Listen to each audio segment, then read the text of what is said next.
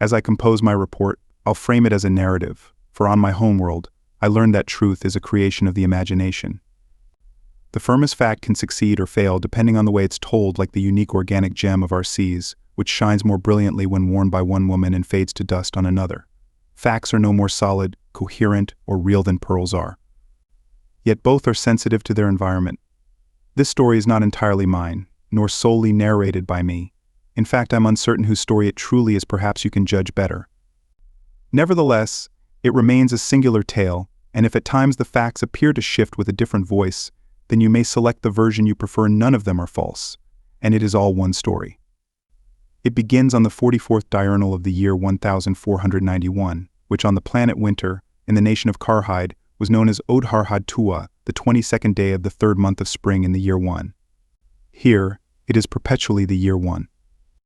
The designation of every past and future year changes annually on New Year's Day, as one counts backward or forward from the singular now. Thus it was spring of the year 1 in Erhenrang, the capital city of Karhide, and my life was in danger, though I was unaware of it. In Erhenrang, life continued with its usual rhythm, the city bustling with the vibrant energy of spring. The streets were filled with people going about their daily lives, oblivious to the undercurrents of peril that flowed beneath the surface. The ancient walls of the city stood tall, bearing silent witness to the countless stories that had unfolded within their bounds. Amidst this bustling metropolis, I moved unnoticed, a small figure in a vast landscape, unaware that my every step was shadowed by unseen threats. My journey had brought me here, to this pivotal moment in time, and as I navigated the labyrinthine streets of Erhenrang, I could feel the weight of history pressing down upon me. In the quiet corners of the city, where the shadows lengthened and the air grew thick with anticipation, I could sense the looming danger. The people of Karhide were a resilient lot, their lives shaped by the harsh winters and brief, intense summers of their world. They were a people accustomed to change, to the shifting tides of fortune and the ever-present possibility of conflict.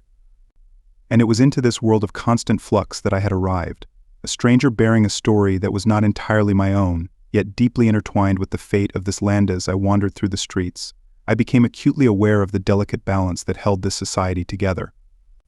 The traditions and customs of Karhide were deeply ingrained, passed down through generations, and yet beneath the surface, there was a restlessness, a yearning for something more. It was a place where the past and the future collided, where the old ways clashed with new ideas, and where the very fabric of reality seemed to be in a state of perpetual flux. In this city of contrasts, where the old and the new coexisted in a tenuous harmony, I found myself caught in a web of intrigue and danger. The story I had come to tell was one of truth and imagination, of facts that were as fragile as pearls and as mutable as the seasons. It was a story that belonged to no one and everyone, a tale that would change with each retelling, yet remain fundamentally the same. And as I stood on the threshold of this new chapter, I knew that my journey was just beginning, and that the story of Karhide and my place within it was far from over. I was part of the parade, positioned just behind the Gossawers and directly before the king. The rain fell heavily from the clouds that loomed over the dark towers of the city. The stone streets, slick with rain, wound through a storm-beaten city, where a single golden vein meandered slowly. Leading the procession were the merchants, potentates, and artisans of Erhenrang, each rank adorned in magnificent attire, moving through the rain as effortlessly as fish in water. Their expressions were sharp and serene, and they did not march in step. This was a parade devoid of soldiers, even imitations. Following them were the lords, mayors, and representatives, varying from individuals to groups of up to 400, from each domain and co-domain of Karhide. This vast, ornate procession moved to the sounds of metal horns, hollow blocks of bone and wood, and the ethereal notes of electric flutes. The vibrant banners of the great domains tangled with the yellow pennants that lined the path, creating a rain-soaked mosaic of color. The music from each group interwove, creating a symphony of rhythms that echoed through the deep stone streets. Next came the jugglers, tossing polished golden spheres high into the air, creating dazzling fountains of light. Suddenly, as if they had captured the very sunlight, the spheres blazed brightly as the sun broke through the clouds. Following them were 40 men clad in yellow, playing Gossawers. The Gossawar, reserved for the king's presence, emitted a mournful bellow. The collective sound of 40 Gossawars shook the very foundations of Erhenrang, causing the last droplets of rain to fall from the clouds. If this was the royal music, it was no wonder the kings of Karhide were reputed to be mad.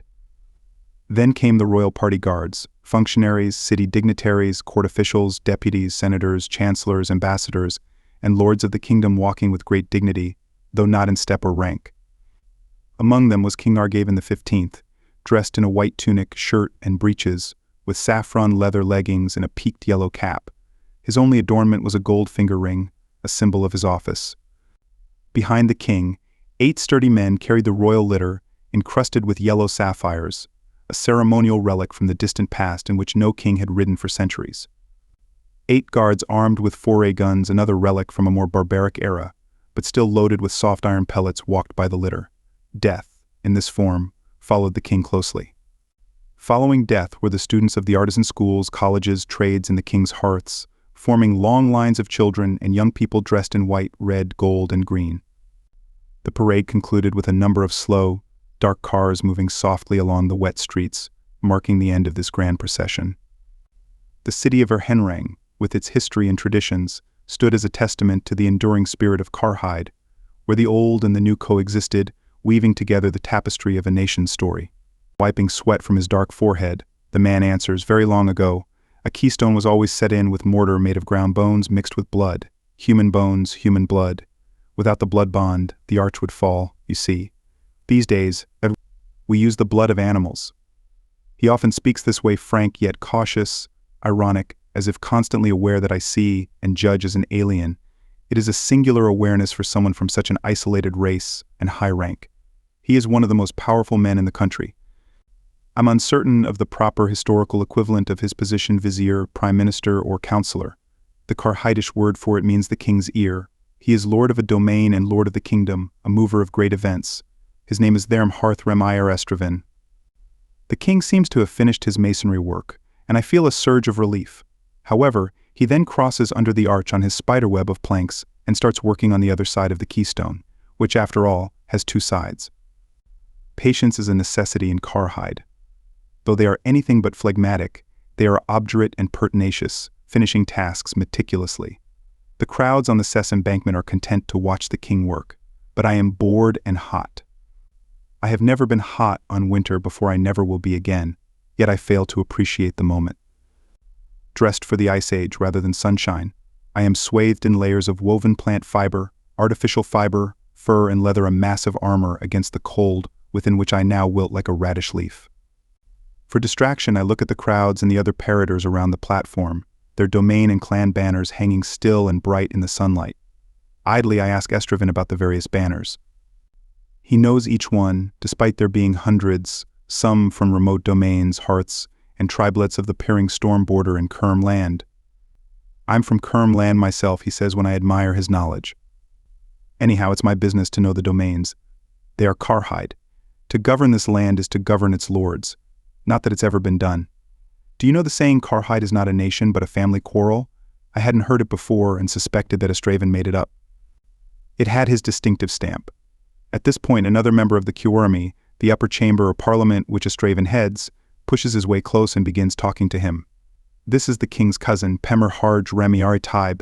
His voice is very low as he speaks to Estraven, his posture faintly insolent, his smile frequent.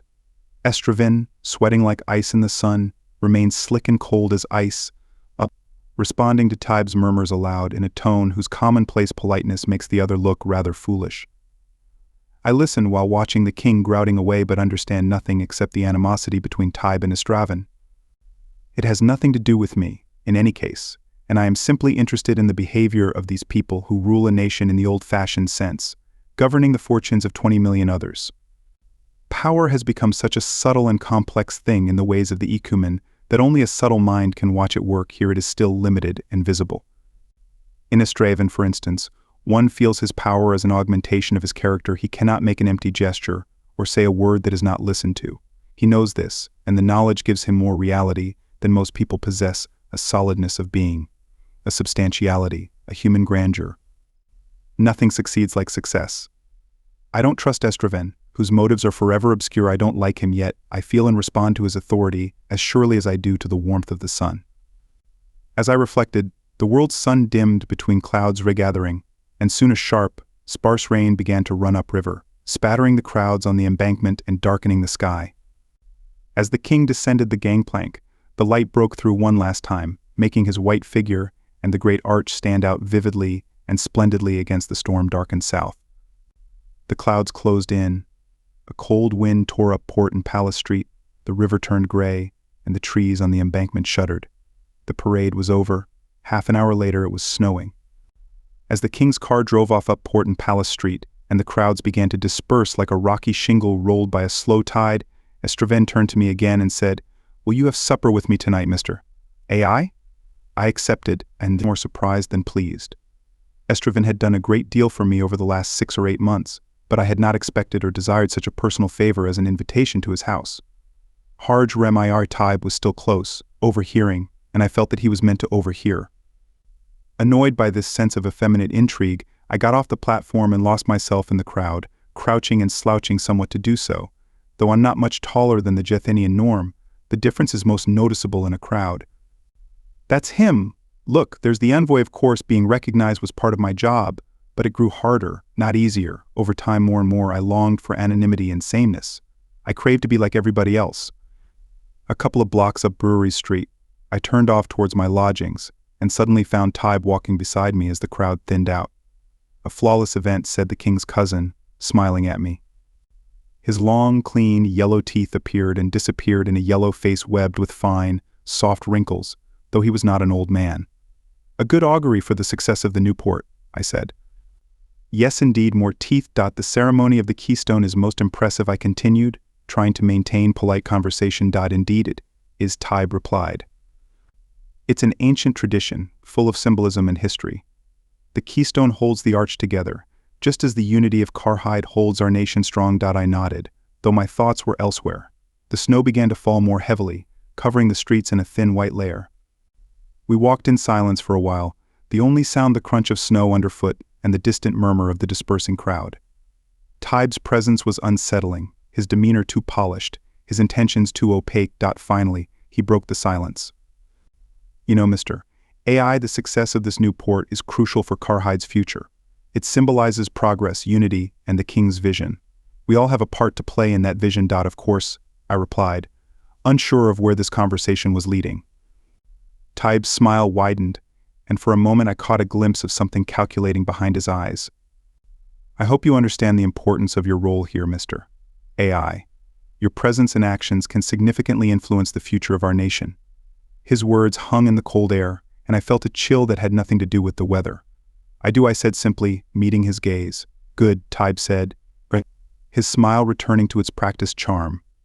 "I look forward to seeing how you continue to contribute to our great nation's prosperity." With that, he turned and walked away, leaving me to contemplate the layers of meaning in his words. The snow fell quietly around me, and I continued towards my lodgings, my mind swirling with thoughts of the day's events and the intricate web of politics and power in which I found myself entangled. Yes, indeed. That ceremony descends to us from very long ago. But no doubt Lord Estreven explained all that to you. Lord Estreven is most obliging. I was trying to speak insipidly, yet everything I said to Taib seemed to take on a double meaning. "Oh, very much indeed," said Taib. "Indeed, Lord Estreven is famous for his kindness to foreigners." He smiled again, and every tooth seemed to have a meaning: double, multiple, 32 different meanings. "Few foreigners are as foreign as I, Lord Taib. I am very grateful for kindnesses. Yes indeed, yes indeed, yes and do. And gratitude's a noble, rare emotion, much praised by the poets. Rare above all here in our Henrang, no doubt, because it's impracticable. This is a hard age we live in, an ungrateful age. Things aren't as they were in our grandparents' days, are they?" "I scarcely know, sir, but I've heard the same lament on other worlds." Taib stared at me for some while as if trying to establish my lunacy. Then he revealed his long, yellow teeth. "Ah, yes. Yes, indeed. I keep forgetting that you come from another planet. But of course that's not a matter you ever forget. Though no doubt life would be much sounder and simpler and safer for you here in our Henrang if you could forget it, eh? Yes, indeed. Here's my car, pup. I had it wait here out of the way. I'd like to offer to drive you to your island, but must forego the privilege, as I'm due at the king's house very shortly and poor relations must be on time. As the saying is, eh? Yes, indeed," said the king's cousin, climbing into his little black electric car, teeth bared across his shoulder at me, eyes veiled by a net of wrinkles. I walked on home to my island. The front garden was revealed now that the last of the winter's snow had melted and the winter doors, 10 feet above ground, were sealed off for a few months until the autumn and the deep snow should return. Around the side of the building, in the mud and the ice and the quick, soft, rank spring growth of the garden, a young couple stood talking. Their right hands were clasped. They were in the first phase of Kemmer. The large, soft snow danced around them as they stood barefoot in the icy mud, hands clasped, eyes all for each other. Spring on winter. I had dinner at my island, and at 4th hour, striking on the gongs of Remy Tower, I was at the Palace Carhosh, or island, is the usual word for the apartment boarding house buildings that house most of the urban populations of Karhide. Islands contain 20 to 200 private rooms. Meals are communal. Some are run as hotels, others as cooperative communes, and some combine these types. They are certainly an urban adaptation of the fundamental Karhidish institution of the hearth, though lacking, of course, the topical and genealogical stability of the hearth. Karhiders eat 4 solid meals a day: breakfast, lunch, dinner, and supper, along with a lot of adventitious nibbling and gobbling in between. There are no large meat animals on winter, and no mammalian products like milk, butter, or cheese. The only high-protein, high-carbohydrate foods are various kinds of eggs, fish, nuts, and the Hainish grains. It's a low-grade diet for a bitter climate, and one must refuel often. I had gotten used to eating as it was necessary for survival. It seemed like every few minutes I had to eat. It wasn't until later that year that I discovered the Jethenians had perfected the technique of not only perpetual stuffing but also indefinite starvation. The snow continued to fall, a mild spring blizzard much pleasanter than the relentless rain of the thaw just past. I made my way through the palace in the quiet and pale darkness of snowfall, losing my way only once.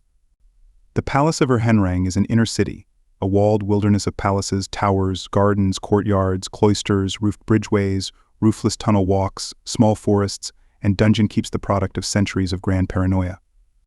Over it all rise the grim, red, elaborate walls of the royal house, which, though perpetually in use, is inhabited by no one besides the king himself.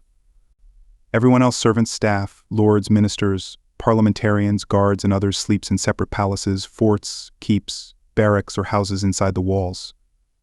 Estraven's house, a sign of the king's high favor, was the corner red dwelling, built 440 years ago for Harms, the beloved Kemmering of Emran I, whose beauty is still celebrated. Harms was abducted, mutilated, and rendered imbecile by hirelings of the Innerland faction. Emran I died 40 years later, still wreaking vengeance on his unhappy country, earning the name Emran the Ill-Fated. The tragedy is so old that its horror has leached away, leaving only an air of faithlessness and melancholy clinging to the stones and shadows of the house. The garden was small, and walled surum trees leaned over a rocky pool. In dim shafts of light from the house windows, I saw snowflakes and the thread-like white spore cases of the trees falling softly together onto the dark water. Estraven stood waiting for me, bareheaded and coatless, in the cold, watching the small, secret, ceaseless descent of snow and seeds in the night. He greeted me quietly and brought me into the house. There were no other guests.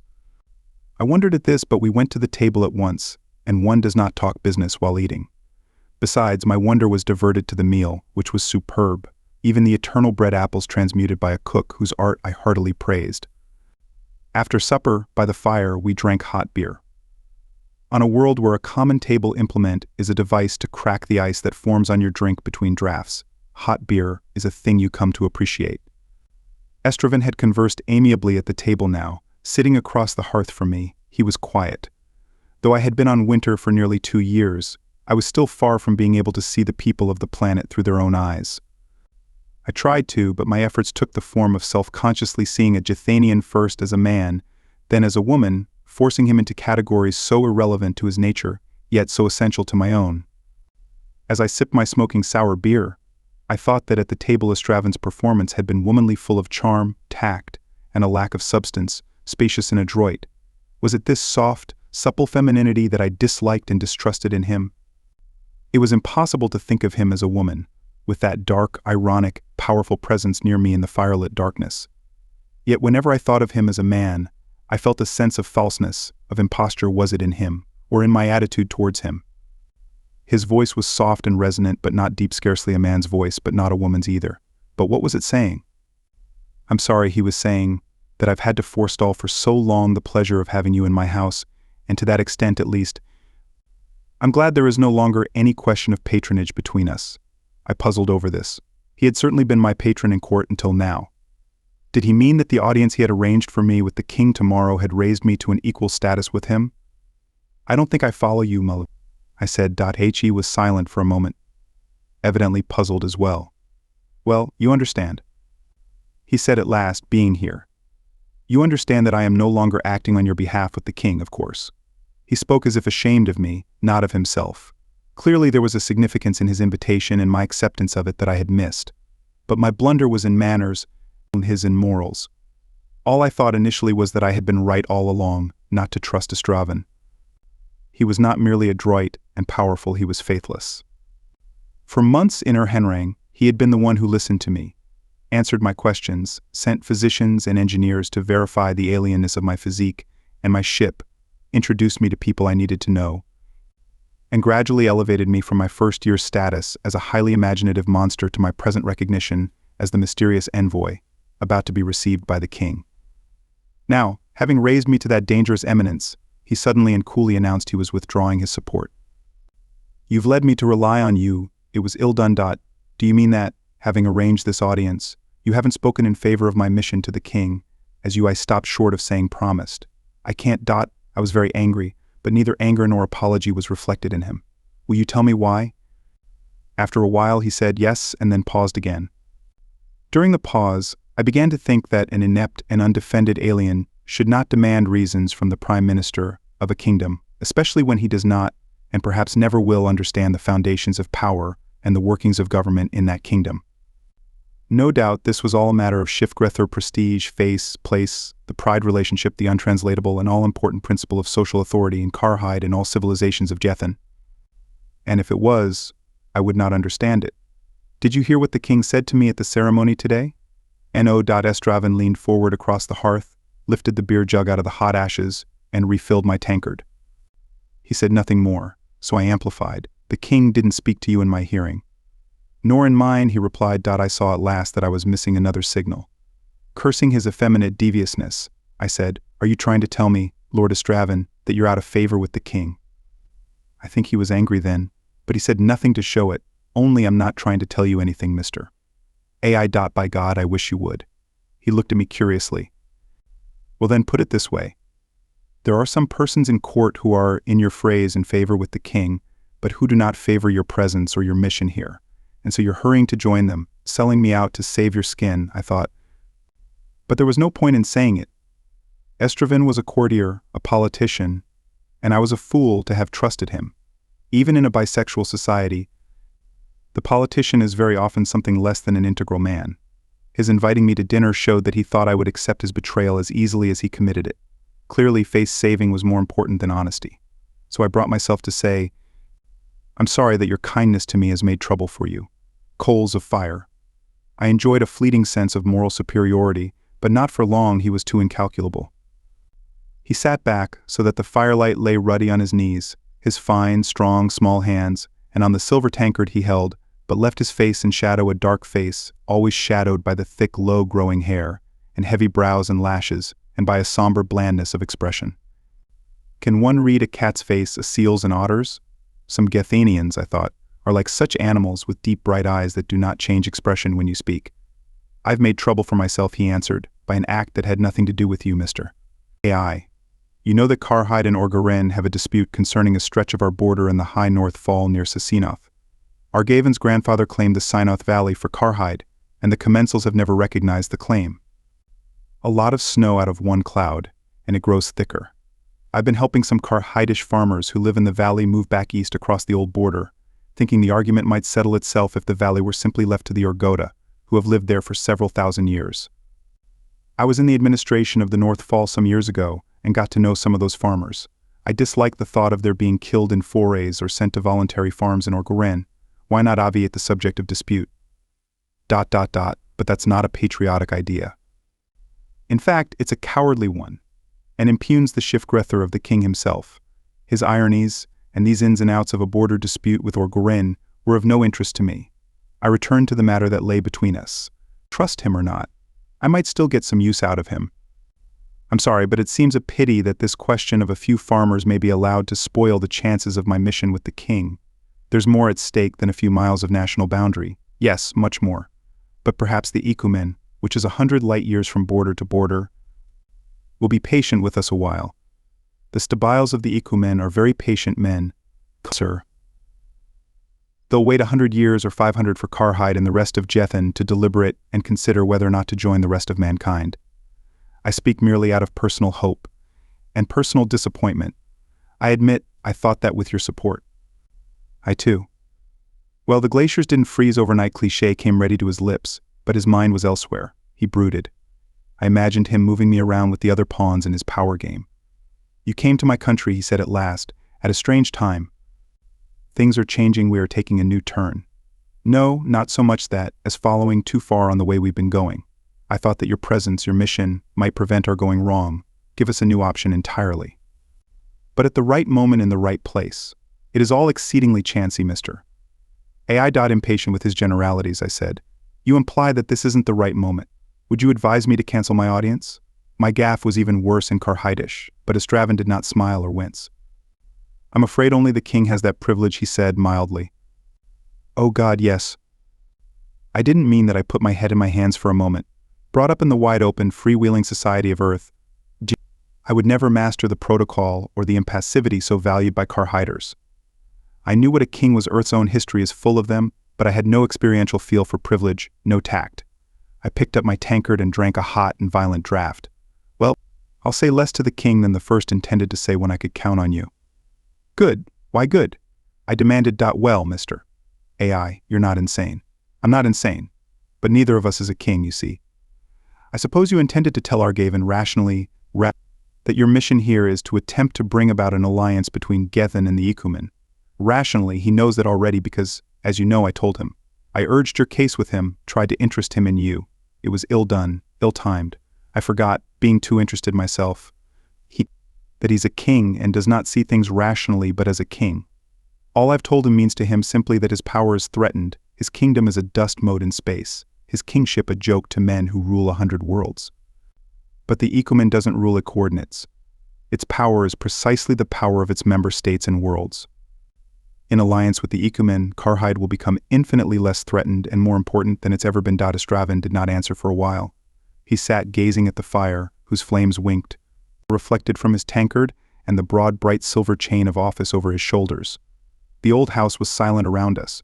There had been a servant to attend our meal, but Karhiders, having no institutions of slavery or personal bondage, hire services, not people, and the servants had all gone off to their own homes by now. Such a man as Estraven must have guards somewhere, for assassination is a lively institution in Karhide, but I had seen no guard, heard none. We were alone. I was alone, with a stranger, inside the walls of a dark palace. In a strange, snow-changed city, in the heart of the ice age of an alien world. Everything I had said tonight and ever since I came to Winter suddenly appeared to me as both stupid and incredible. How could I expect this man or any other to believe my tales about other worlds, other races, a vague benevolent government somewhere off in outer space? It was all nonsense. I had appeared in Karhide in a queer kind of ship, and I differed physically from Jethians in some respects that wanted explaining. But my own explanations were preposterous. I did not, in that moment, believe them myself. I believe you, said the stranger, the alien alone with me, and so strong had my axis of self-alienation been that I looked up at him bewildered. I'm afraid that Argaven also believes you. But he does not trust you. In part because he no longer trusts me. I have made mistakes, been careless. I cannot ask for your trust any longer, either, having put you in jeopardy. I forgot what a king is, forgot that the king in his own eyes is Karhide, forgot what patriotism is, and that he is, of necessity, the perfect patriot. Let me ask you this, Mr. AI, do you know by your own experience what patriotism is? No, I said, shaken by the force of that intense personality suddenly turning itself wholly upon me. I don't think I do.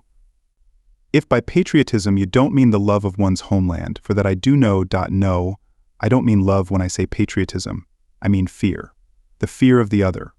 And its expressions are political, not poetical hate, rivalry, aggression. It grows in us, that fear. It grows in us year by year. We followed our road too far.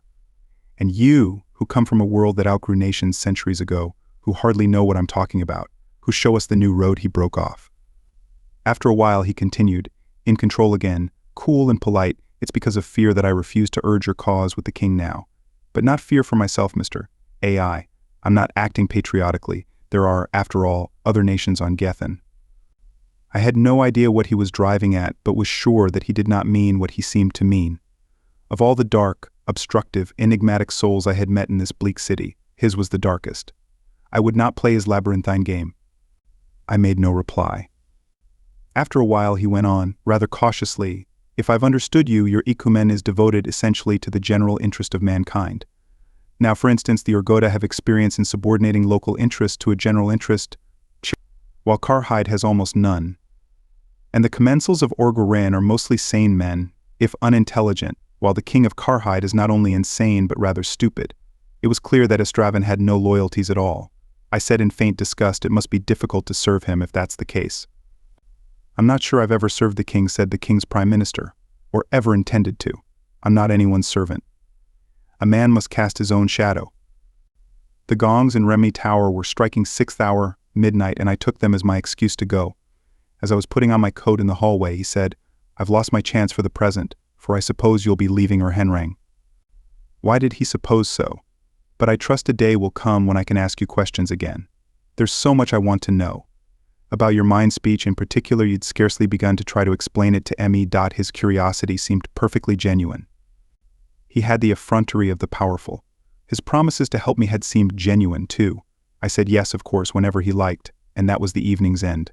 He showed me out through the garden, where snow lay thin in the light of Gethin's big, dull, rufous moon. I shivered as we went out, for it was well below freezing, and he said with polite surprise, "You're cold to him." Of course, it was a mild spring night. I was tired and downcast. I said, "I've been cold ever since I came to this world. What do you call it? This world, in your language?" "Gethin. You gave it no name of your own." "Yes, the first investigators did. They called it winter."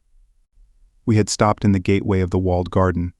Outside, the palace grounds and roofs loomed in a dark snowy jumble, lit here and there at various heights by the faint gold slits of windows. Standing under the narrow arch, I glanced up, wondering if that keystone too was mortared with bone and blood. Estraven took leave of me and turned away. He was never fulsome in his greetings and farewells. I went off through the silent courts and alleys of the palace, my boots crunching on the thin moonlit snow, and homeward through the deep streets of the city. I was cold, unconfident, obsessed by perfidy, solitude, and fear. The evening's conversations and revelations weighed heavily on my mind. Estraven's refusal to support my mission left me feeling isolated in a world already foreign and unwelcoming. The complexities of Karhidish politics, intertwined with the Shifgrether prestige, face, and place, seemed insurmountable. I felt a profound disconnect from these people whose values and behaviors were so alien to my own. As I walked, the snow continued to fall gently, muffling the sounds of the city and wrapping everything in a soft, white blanket. The stark beauty of the scene contrasted sharply with the turmoil inside me. The streets were nearly deserted, and the few figures I passed moved quickly, heads down against the cold. My thoughts wandered to the mission that had brought me here to unite this planet with the ecumen, to bring a new understanding and alliance to a world so different from my own. The enormity of the task seemed overwhelming. How could I bridge such a vast cultural gap? How could I gain the trust and cooperation of leaders who viewed my presence with suspicion and fear? The questions swirled in my mind, each one amplifying my sense of isolation. I reached my lodgings, a modest Karhosh or island, typical of Karhide's urban dwellings. The front garden, now revealed by the melting snow, was a tangle of early spring growth, the plants emerging tentatively from their winter dormancy. I climbed the stairs to my room, each step a reminder of the distance I felt from everyone around me. Inside, the room was cold and dark. I lit a small fire in the hearth and sat by its flickering light, trying to warm my hands and my spirit. The events of the day replayed in my mind Estraven's cryptic words, Tybe's disconcerting presence, the king's distant and inscrutable authority. Each encounter had left me more uncertain, more aware of the precariousness of my situation.